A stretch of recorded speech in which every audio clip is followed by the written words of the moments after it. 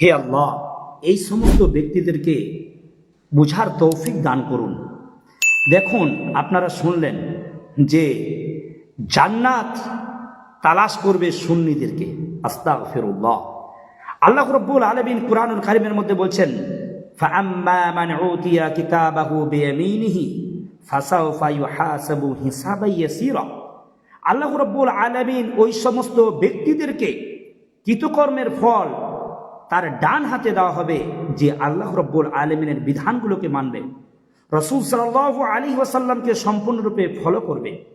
সেই ব্যক্তিকে তার কৃতকর্মের ফল দেওয়া হবে ডান হাতে, তার হিসাব নিকাশ সহজ হয়ে যাবে। তারপরে কিন্তু এই ব্যক্তিটা বলছে যে সুন্নিদেরকে নাকি জান্নাত তালাশ করবে। আস্তাগফিরুল্লাহ। আল্লাহ এদেরকে বুঝার তৌফিক দান।